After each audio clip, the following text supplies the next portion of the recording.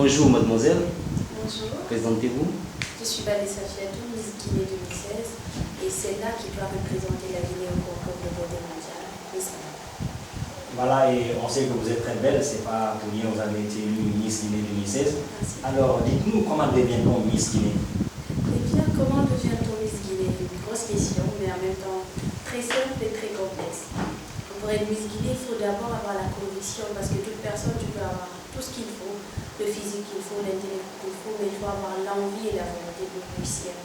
Donc, je pense qu'au-delà des capacités que j'ai en moi, j'ai eu également le soutien de beaucoup de personnes qui m'ont encouragée, qui ont été là pour moi. Ce qui fait que quand c'était difficile et que je me disais non, ça n'allait pas marcher, ils étaient là pour moi.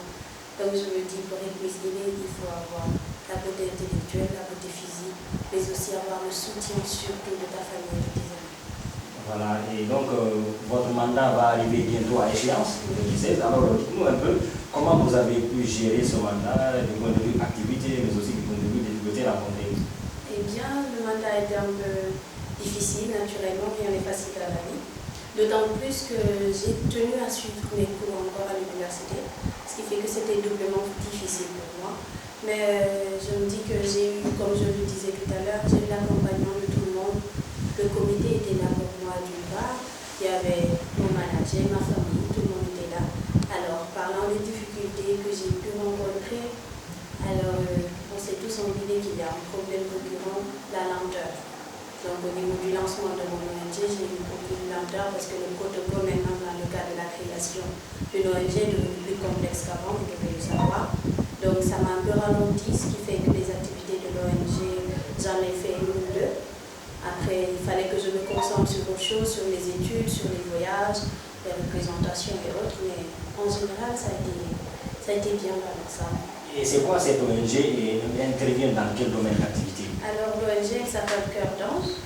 Le domaine d'activité est un peu basé sur la défense des droits de l'enfant, en particulier des jeunes filles.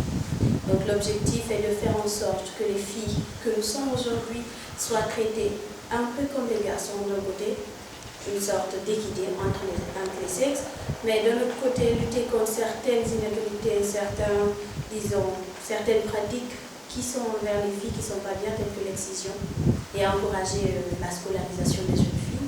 Donc voilà un peu le domaine d'intervention de l'ONG. Et donc, votre mandat, comme je l'ai dit tout à l'heure, va bientôt expirer. Mais que comptez-vous faire après 2016?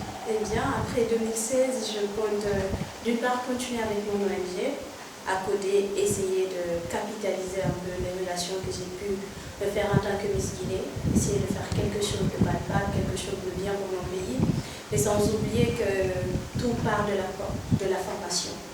Je sais que je suis pas, on n'atteint jamais le paroxysme quant à la formation, ce qui fait que je suis encore jeune et si les capacités me sont offertes et la chance, j'aimerais étudier et revenir pour continuer à travailler pour mon pays.